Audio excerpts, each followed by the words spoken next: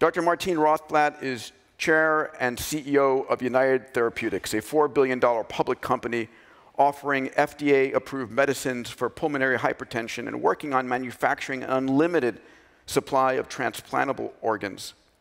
Dr. Rothblatt previously created and led SiriusXM. As its chair and CEO, she had a JD and MBA degree from UCLA, a PhD in medical ethics from the Royal London School of Medicine. I can't say enough. I've had the honor and pleasure to know her as a dear friend for over 30 years. There is a video I want to show as Martine comes on the stage.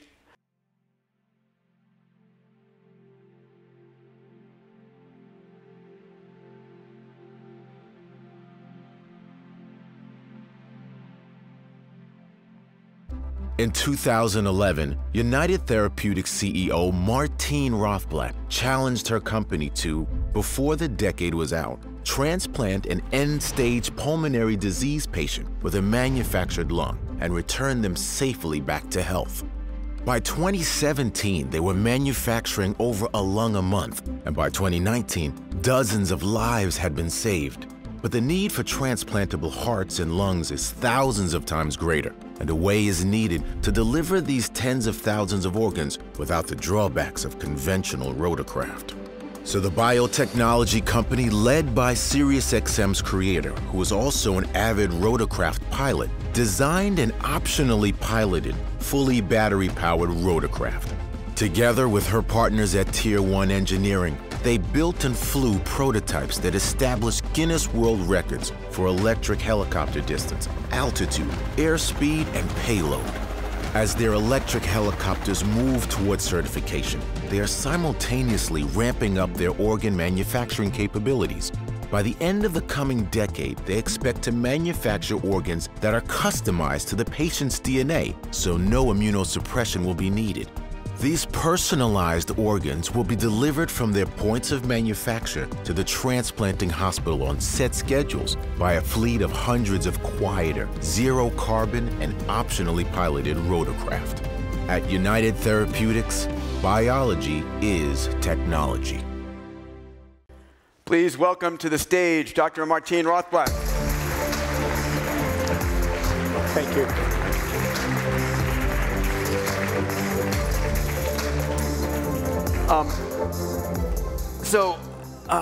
I got to show this. Check this out, guys. This is just this quarter from Real Leaders, and let me just point it out with a little arrow here. It says, ways to lead with genius, like Elon Musk, Steve Jobs, and Martine Rothblatt.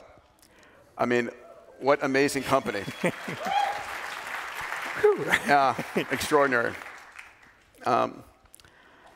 My intention, Martine, in this session for us is to make people understand and feel comfortable with moonshots.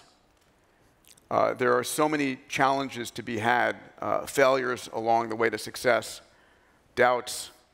You know, it's extraordinary. When you take on a moonshot, you're taking on something that could destroy different parts of your life. Martine, how do you define a moonshot? I define a moonshot, really hearkening back to the original definition, is it's something that can be accomplished within a decade. I think that's a critical requirement. It has to be something that, you know, probably 99% of the population thinks is impossible. Back to the 60s, 99% of Americans, I'm sure, thought that going to the moon before the end of the decade was impossible. And it's something that transforms society. Certainly going to the moon, it transformed our society in so many different ways. Just the photograph of Earthrise alone transformed society, began the whole environmental movement. So those would be my three key definitions. Within a decade, everyone thinks it's impossible, but it transforms society. Beautiful. I'm going to put this list up here. And we have videos queued available for all of them. But I want to just for folks who don't know the range and depth, if you just put a snippet, and then we'll come back to stories contextualized here. So like starting with Moonshot number 1, Sirius XM.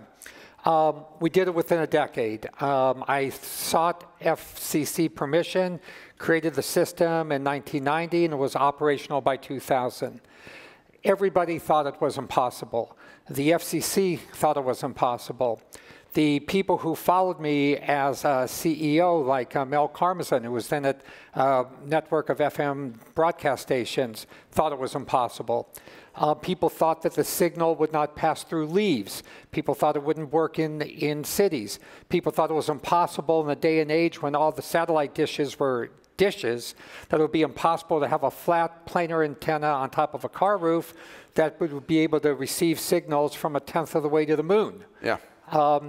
We did it. We proved everybody wrong. People thought even if it was technically possible that the FCC would never approve it.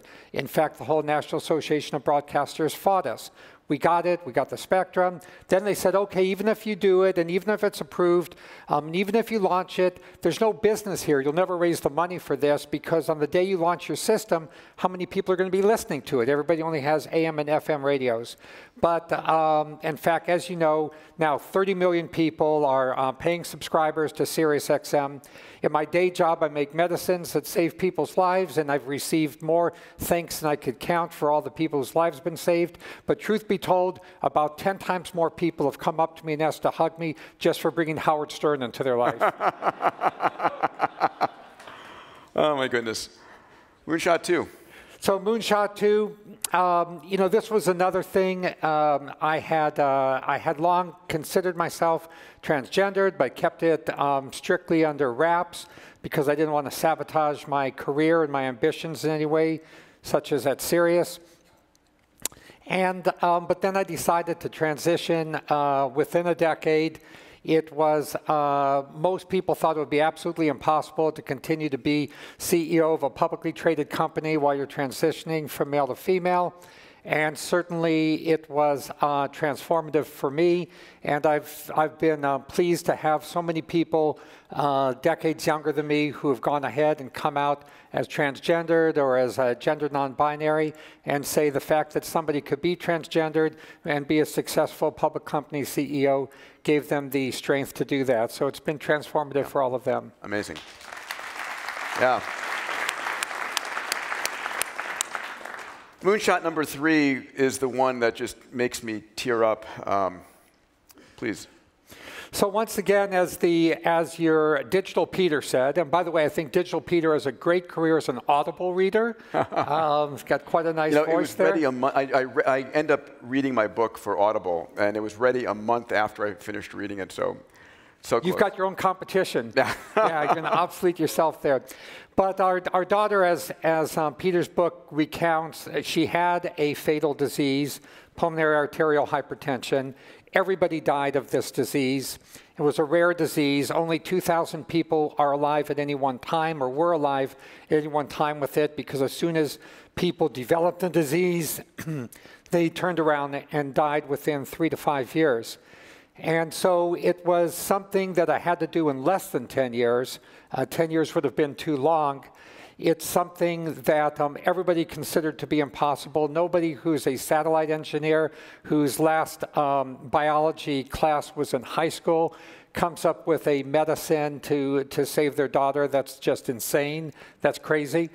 And finally, it would be something that would be transformative not only for her, obviously for my daughter, would save her life. It would be transformative for everybody with that disease.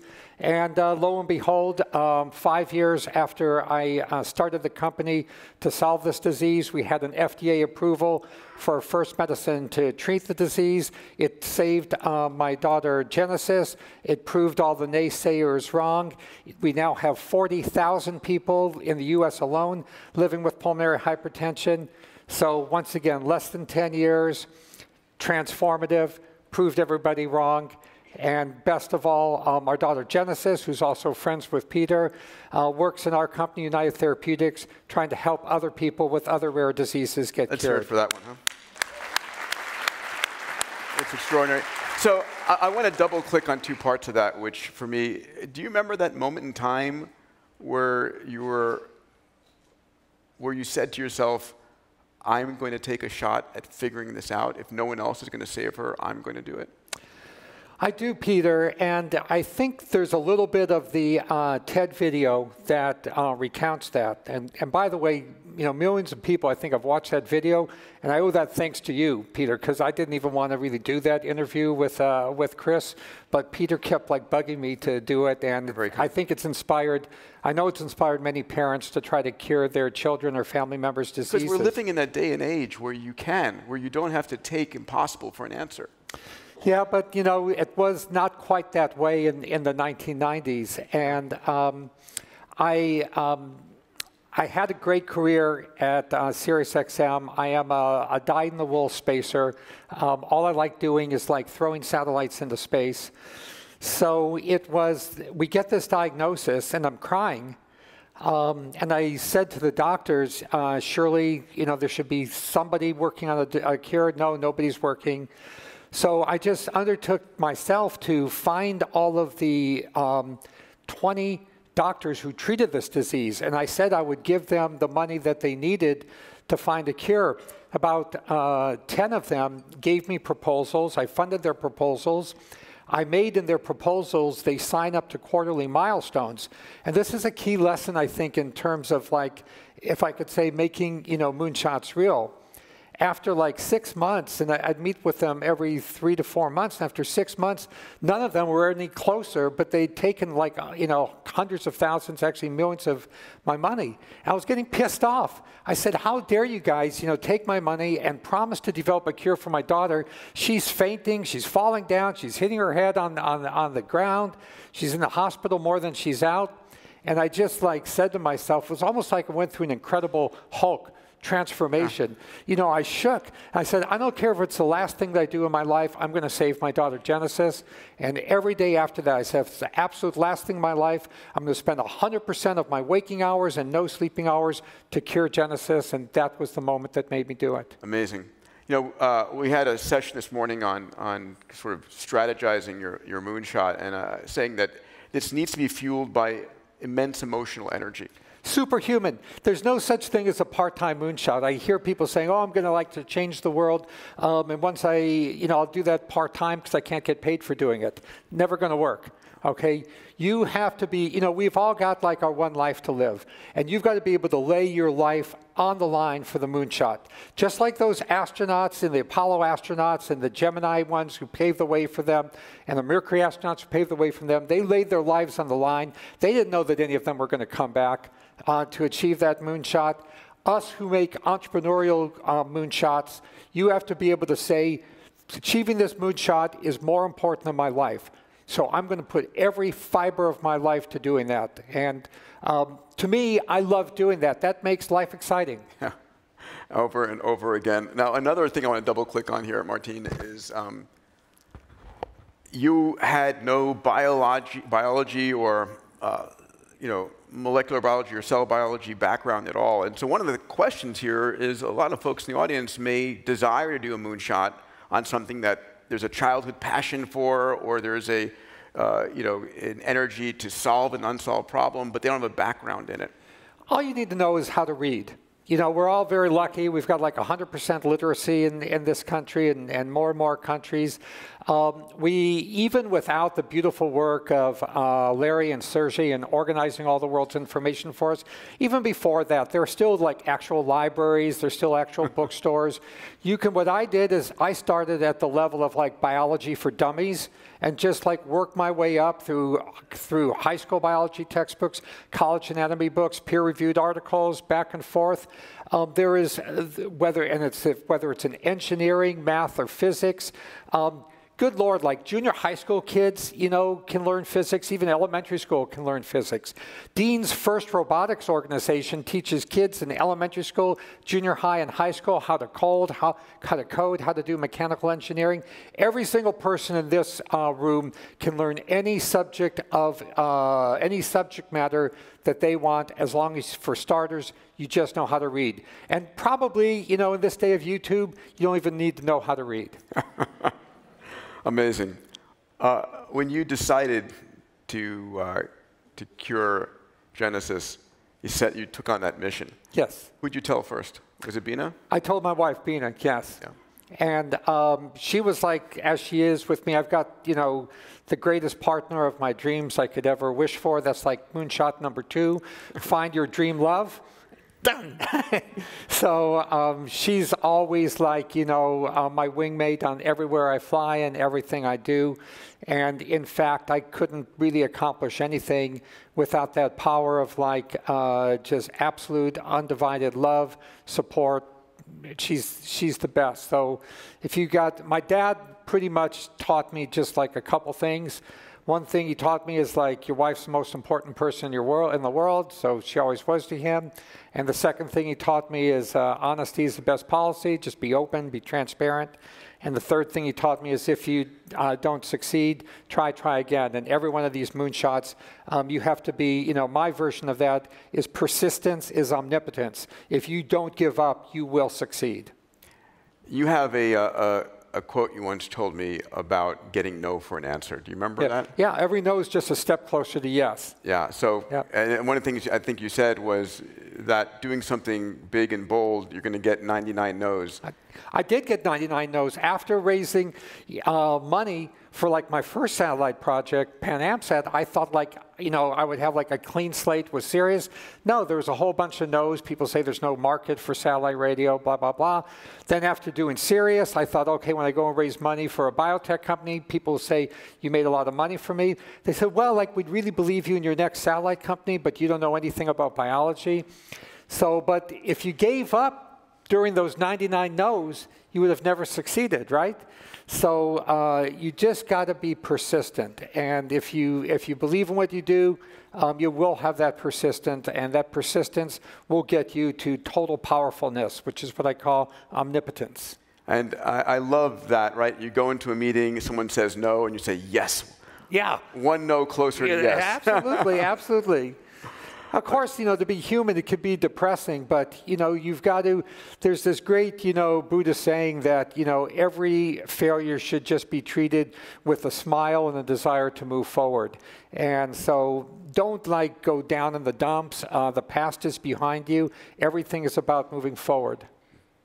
Let's go to moonshot number 4, retrieving dead lungs and reviving them. Yeah, this was another thing. So unfortunately, like, you know, our medicines, they slow the progression of the disease, but they don't completely stop it. And so we've had to develop better and better medicines.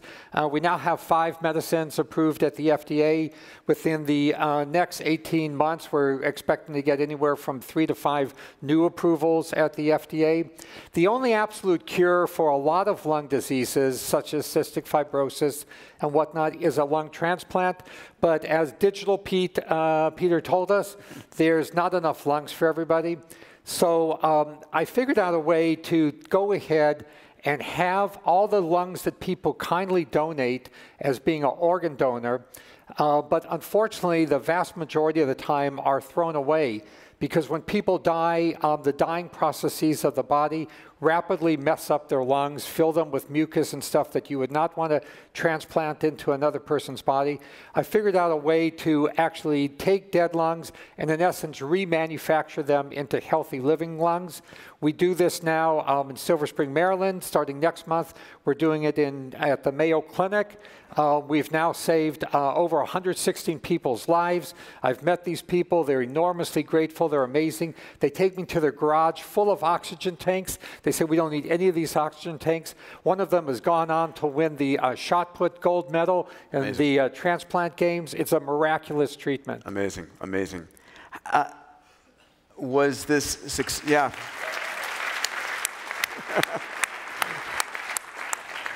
Was this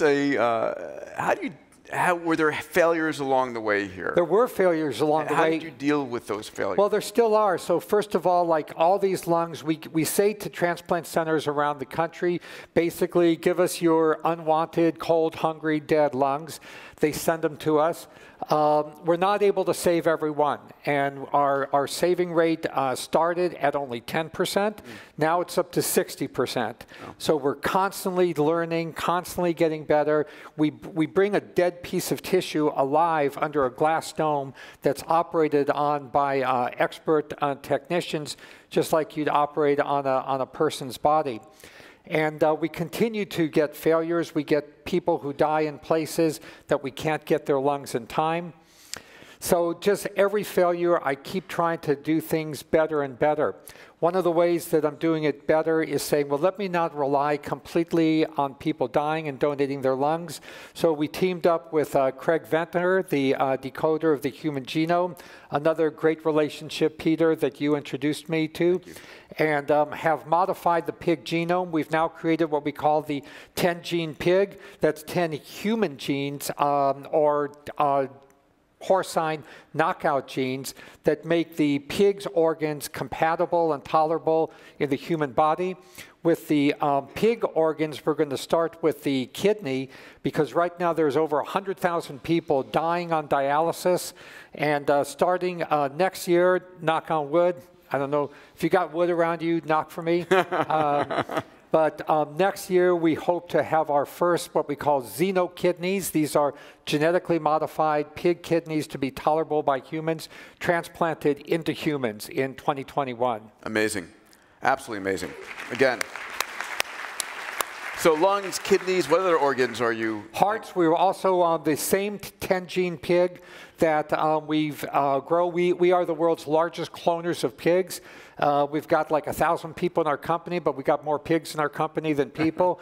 And so we clone all these pigs, and we make these 10-gene pigs. We C-section them into what's called a good manufacturing practices type of facility. The FDA makes you be very, very careful about the type of things that go into people's bodies. So we're also doing this with the heart. And then finally, on the lung, we've developed a technology.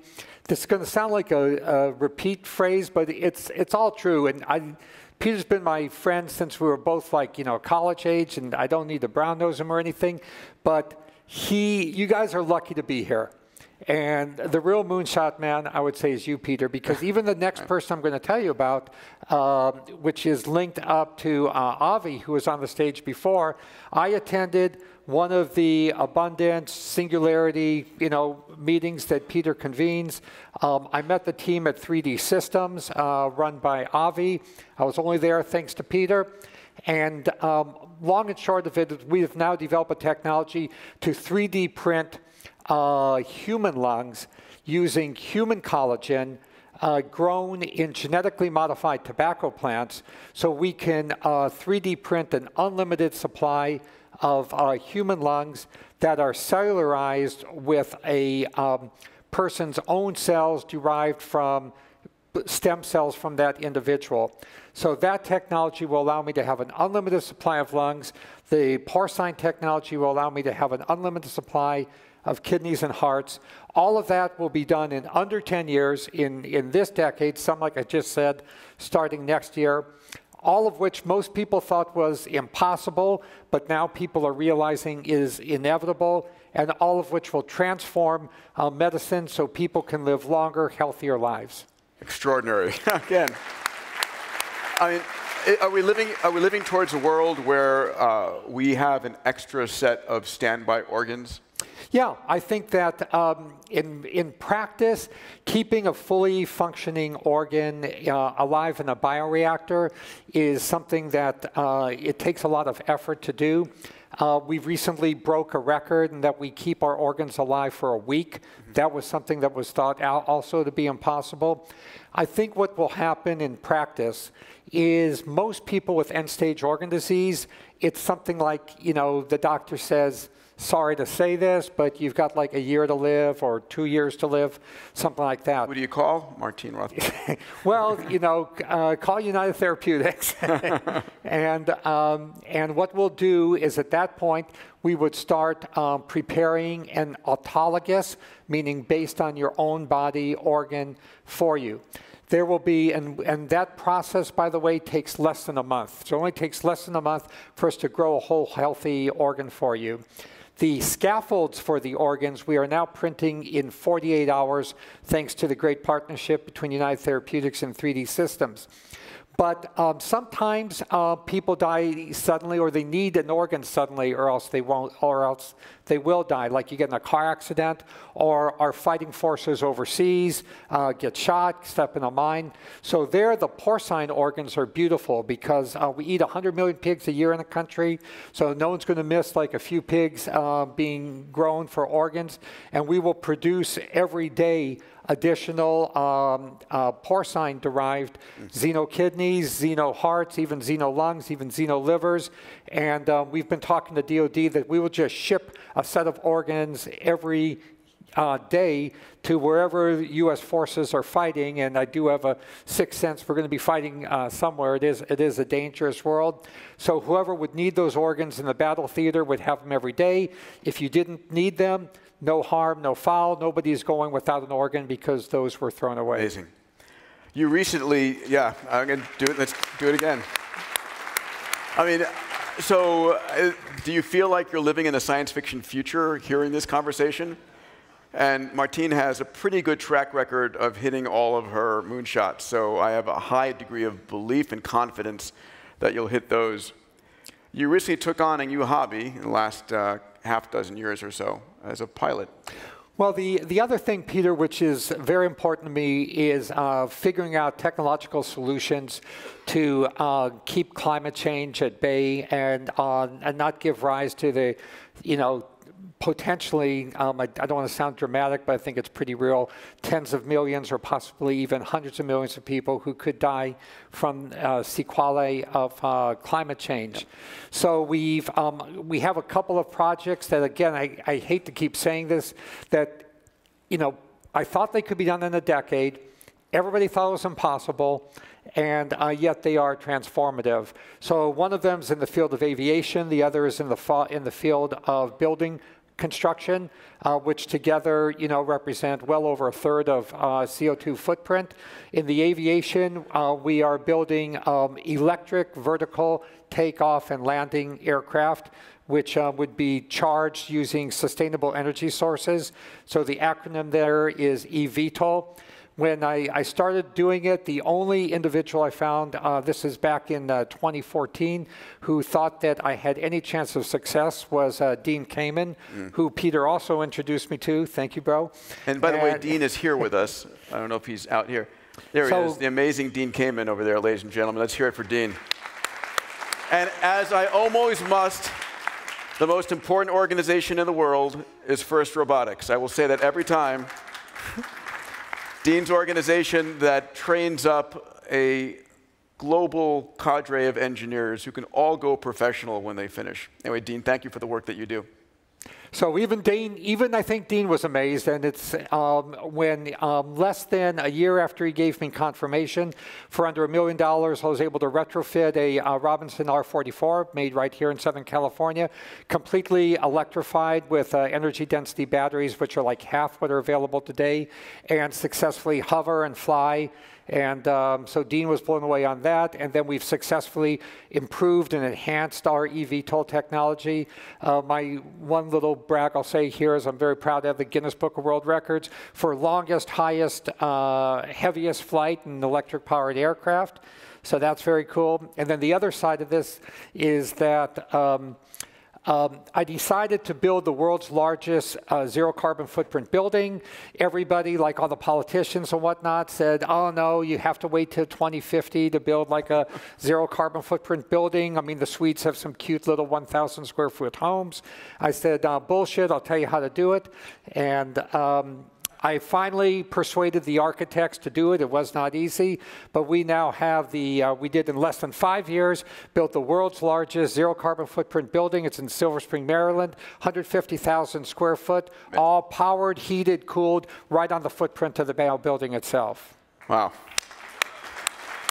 And proof that other people can do it as well. We put right on the building. Our goal is to inspire 1,000 other buildings to be built zero carbon footprint.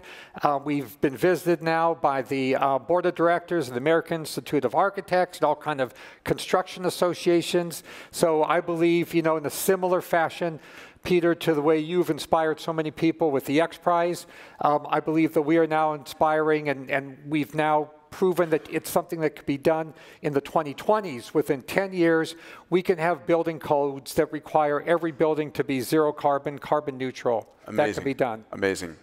So we're about to go to your questions, but one more subject to cover. So Martine, you and I think we've actually known each other for just about almost 40 years. Stop saying that. That's amazing. All right. Well, listen. I always channel my inner millennial. I'm a kid as well. Okay. We both are. Okay. You're not. I'm not. I'm just joking with you. So, but we met under sort of the mentorship of Gerard K. O'Neill. Yes. Through the Space Studies Institute, and both with the passion about opening up space, making humanity a multiplanetary species. Does that still resonate in your heart? Is that an next totally, moonshot? Totally. That is, it's not my moonshot at the moment. I mean, because my moonshot is I'm going to create an unlimited supply of transplantable organs and have them delivered with a carbon neutral aircraft. So that is my moonshot for the 20s. But I can't tell you how much pleasure it gives me to have Jeff Bezos, who, like you and I, was a disciple of Gerard K. O'Neill, and to be spending $1 to $2 billion a year with the publicly announced out-of-the-closet mission to create O'Neill space habitats at L4 and L5. Beautiful. If anything, like on this Martin Luther Day weekend, says that the arc of justice is long, but it arcs towards justice, I think having Jeff Bezos, Blue Origin, and many, many other people working to create Dr. O'Neill's vision true in our lifetime, that's justice. Yeah, it's extraordinary, extraordinary. I mean, if you had gone back and said the richest man on the planet is going to be dedicating $1 billion or $2 billion per year to Jerry would cry. This. He would be so happy. And they just named their new headquarters building the Gerard K. O'Neill building. I love it. In Seattle. I love life. I mean, how much better can it get? That's great. I mean, and I love the fact that it's now a race between Jeff and Elon. Totally. Competition is better. Yeah. Russia and the United States. Who's who? All right. So it's an opportunity for you to ask questions now. Please go to the microphone. Joe? Yes. Martine. Joe. Views on death. I would say my next slide up would summarize my views on death. Should I forward it to that? Yeah, pop that up. So is this you? That is me. On Voyager. Awesome. No, just I'm doing cosplay at a party.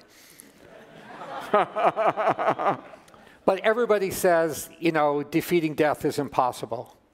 As 7 of 9 said, impossible is a word that humans use far too often. People said, restoring sight to the blind would be impossible. But countless millions of people have had cataracts removed and had their sight restored. Countless millions of people have had their hearing restored with technology. You know as well as anybody, Joe, that we can go on and on. We're already pushing, as Ray Kurzweil has shown, pushing the horizon further and further to the right on death for the statistical mean of all humanity. I mean, Jesus, we're already pushing 8 billion people when there are still people alive today when the human population was a third that, maybe even just a fourth that. So with the type of technology that Digital Peter was exemplifying and Tony Robbins is exemplifying and that Lifetime is developing, I have no doubt that we will be able to digitally transfer our consciousness when our body is dying and then 3D print, we're 3D printing organs. We do it every day. Other people are 3D printing skin. Other people are 3D printing blood vessels. So it's just a matter of time until the entire body is 3D printed. Ray Kurzweil and other in vitro printing experts have estimated that due to the exponential growth in costs, the cost of 3D printing meat is going to drop 3 orders of magnitude over the next couple decades. So all of the meat space that's us, we're meat that's super well organized. So not only will you be able to transfer your mind, you'll be able to replace your body. I know it all, obviously I know it all sounds like super science fiction, but it's not impossible, and we are the species that turns impossible into I'm possible. Yeah. Jeff. Thanks, Peter. Hi, Martine. Hey. I've met Martine a few times. I went to that building she's talking about in Silver Spring, picked her up to take her to a rock and roll concert at the FedEx Field. And I've never talked at one of these things before, but all these things you hear that she's done, it sounds impossible. It's like science fiction or something, but it's all true. It's all true, and I know that personally from having watched her over time, and I don't have a question. I just needed to say that. Thank you. Yeah, thank you, Jeff. Rob. That was a great concert, by the way, with John Didon and everybody. Yeah, that was a great concert. We did. Thank you for the box space, too. Hi, Martine. I work in agriculture, and every day we're working with the crops that are genetically engineered, and that is a constant vilification that farmers deal with. And yet, you've given us so many examples of where genetic engineering and genomic science is leading us, and people are all enamored with it. But if we throw out the 3 words GMO as it relates to food, people just totally freak out. I'd be interested in your take on this, because a lot of people in the room here would aspire to buy organic because they think it's better, and yet the only science that could allow farmers to farm more organically would be genetic engineering. So how do you rationalize all that when it comes to food production and agriculture and crops in particular? You know, it's a really good question, and Peter and our common friend, Dean Kamen, he makes something every year that, to me, encodes the answer to your question. Every year he builds an astonishing clock, and Dean is the best maker I know. And these beautiful clocks, they, in the period of any period of time, period of a minute, for example, the second hand goes backward for 2/3 of the time, and then forward for 1/3 of the time, and they keep perfect time. And these clocks are auctioned every year. The most recent one was bought by Jeff Bezos for $1 million. And Dean explains that the reason he builds these clocks is because those of us who are trying to make society a better place, we have to deal with a lot of ignorance and misunderstanding, a lot of bureaucracy, and a lot of bullshit. And he tells us that we have to walk twice as fast as we would ordinarily walk, because there's inevitably some part of society that's going to pull us 1 step backward. So we have to go 2 steps forward, because society's going to drag us a step backward just to keep making forward progress. And, you know, it does not make any sense to me, a lot of things that go down in society. It does not make any sense to me, the rules against GMO crops, when, like, humans are the species that genetically modified crops. If we didn't, there wouldn't have been any age of agriculture, and you know, animal husbandry is the exact same story. I'm going to say something that's going to, you know, maybe be controversial and whatnot, but to me it's in the same theme. You might wonder, like, when we have a zero carbon energy source, like nuclear energy, that in the entire annals of nuclear energy has maybe, you know, had something like 1,000 people die from it. Why do we, like, mothball virtually all of that technology and put the whole future of humanity, or at least hundreds of millions of people living in marginal seaside areas, lives at risk? It's completely irrational.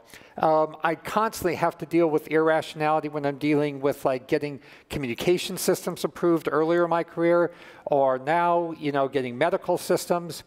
So I just ask you to just, you know, persevere and go forward. Society is what it is. There were the people who, the animals, the chimpanzees who went out at the edge of the pack and took a risk and moved the pack to a new area. And oftentimes they got eaten up and their DNA didn't get passed on. Most of the DNA that got passed on was kind of risk aversive, kind of herdish. And that's not a bad thing. We need like a huge reservoir of people from which, you know, everybody else spawns. So I empathize with you on the opposition to GMO crops, but you know that truth is on your side. And an adage I learned from my first mentor in the satellite communications industry, Rene Anselmo, when he tried to create the first international private satellite systems, was that truth and technology, which is GMO agriculture, will always triumph over bullshit and bureaucracy. Sangrita. So, Martine, good evening and thank you. I think you're just such a tremendous inspiration, and because Peter said we should be selfish. So the question I'm going to ask is really about being selfish and bringing this amazing thing that you've done in terms of organ generation to a larger part of the world. I'm from one of the largest healthcare systems in India. What your company does? So Apollo Hospitals, we were among the pioneers of bringing high technology healthcare to India and accessibility, but we're very far away from what you're talking about, and I think there are over 150,000 people per year dying for want of a transplant. We actually do the world's largest number of transplants in our healthcare system, and if we could find a way to partner, you would impact many more lives. So how would you come to our part of the world? So thank you for asking the question. You know, selfishness is not bad. You have to hug yourself. You really can't hug anybody else until you hug yourself.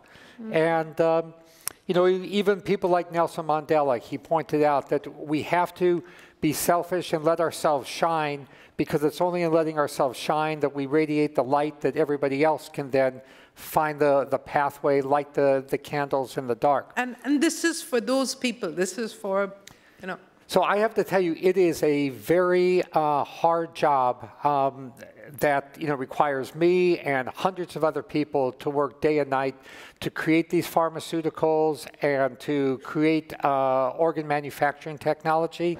And many times I get asked, you know, well, why don't you export the technology here, there, and the other place? And I pretty much lead my company to say, we've got to focus on succeeding in the United States. This is a large market where we can kind of, we learn and understand the FDA. Other markets outside the United States are difficult for us to understand. I'll just give you one example. One time I developed a medicine, it's called Tyvaso, it's approved by the FDA, works beautifully, patients love it.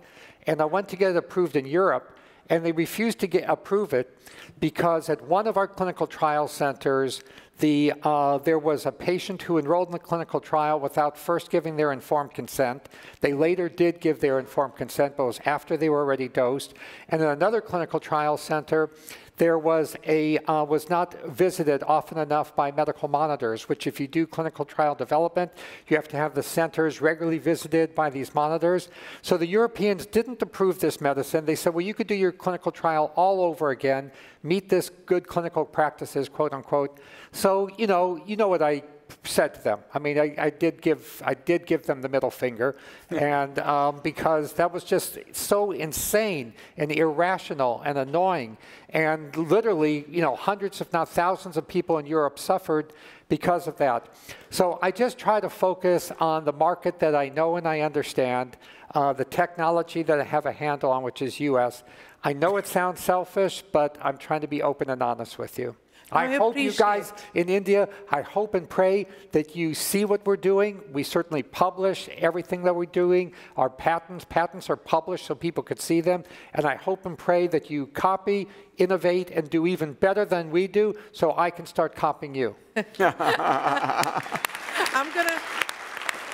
I'm gonna try that, but I also will take it as one no is 99 steps towards Nice. Howard and then Godfrey. Yeah, Howard.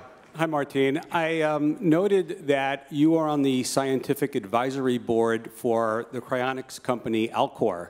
And I wanted to get your thoughts, first of all, on cryonics generally and how it sort of fits into the human longevity puzzle. And more specifically, You know, there's a lot of talk about uploading the neocortex into the cloud. Do you envision a future where right before or right after death, you get frozen, you get thawed out after whatever, 50 years or 100 years, and then you download from the cloud your neocortex, and it's like, okay, 100 years later, here I am, let's go. So thanks for the question, Howard. Good hearing your voice. I agreed to be on the SAB of the Alcor Foundation or Corporation because a very dear friend of mine asked me to, Marvin Minsky, who is one of the fathers of artificial intelligence, and he was also on the SAB of Alcor. Since that time, Alcor has acquired a CEO that I think the world of. It's really the best thing that has happened to Alcor in a long time, named Max Moore. He does an absolutely tremendous job as president and CEO of Alcor. I don't really have the bandwidth myself to understand all of the technology behind cryonics and the different versions of freezing your body or freezing your mind. I'm not trying to be falsely modest here, but I'm basically just like an old satellite slinger that, you know, became a modern day medicine maker, and I don't have the bandwidth to be on top of Alcor. My partner Bina and I both signed up with the condition that neither one of us wanted to be revived from a cryonic state until both of us could be revived together. So for me, cryonics is a love story. Oh, that's sweet. Thank you very much. Godfrey, it's a pleasure to have you here, my friend.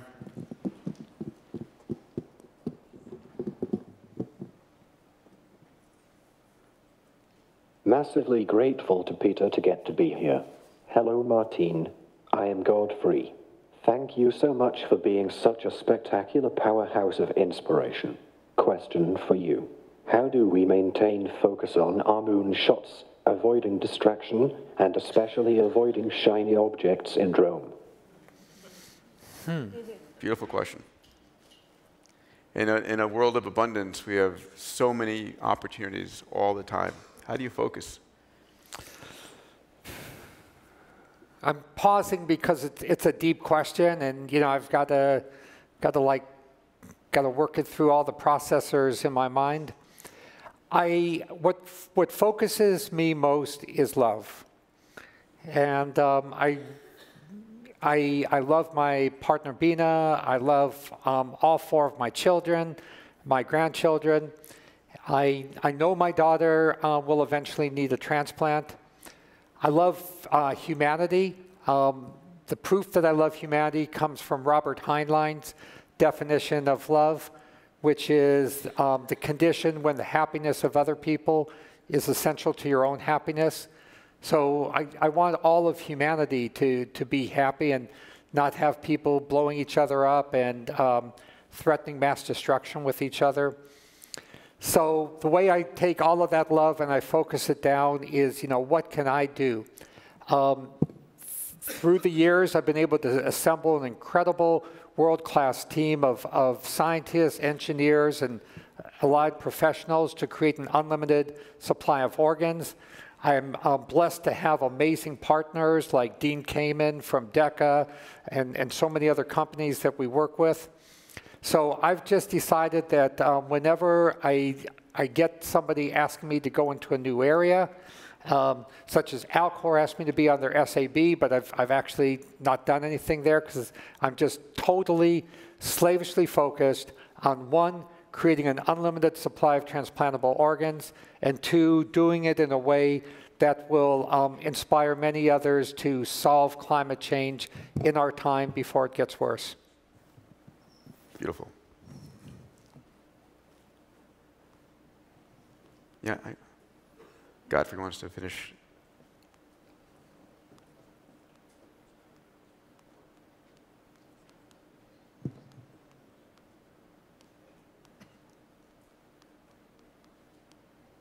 And then we'll go to Mark in the back corner.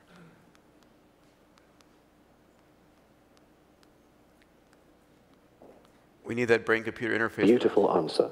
And we love you so much, Martine. Thank you. Thank you. I feel the love. I really do. This is my tribe. These are the people who are using the best parts of their minds, their souls, their networking to create a better future for everybody. Everybody in humanity should have Peter and this entire tribe of his, the abundance, singularity, XPRIZE tribe on the shoulders of humanity. I'm here because I respect and admire all of you more than any other group I know of. That's so beautiful. Thank you. You got it, bro. I could continue this conversation forever. We have time for perhaps 2 short questions or 1 long one. Mark, a pleasure, Val. So first I want to echo, you are such an incredible inspiration, I know, to all of us and to me personally. So it sounds like you've got your moonshots nailed that were on that list. I know that, you know, you're still working on some of them, but you see the light and it's very clear. What's next? So it's a great question, but I have to back up and I say it's not over till the fat lady sings. And these moonshots of an unlimited supply of transplantable organs, of having anybody be able to fly anywhere, anytime, without adding to carbon footprints, by having thousands of buildings built with 0 carbon footprint. These moonshots are far from nailed. I will say that they're all practical, they're all achievable in this decade, but it takes all my time and energy, and it's my pleasure to do so, to continue to work with the teams of people, making them all happen, to actually deliver them. When you're a maker, it's not like you have the idea and then you just stop there. No, if you're a maker, you got to make it. You got to make it until you break it, then you got to make it till it's better than that, until it's flawless, and then you're making millions of them. So I'm locked and loaded on that passion. I will say in the time remaining, I have another moonshot. You knew that, right? But I have not committed my whole efforts to it, although I've begun to lay some seeds for it. It's kind of like if any of you guys play the game of Go, the Chinese game of Go, when you like put some stones on the Go ban and you're not ready to start building from it, but they're future placed.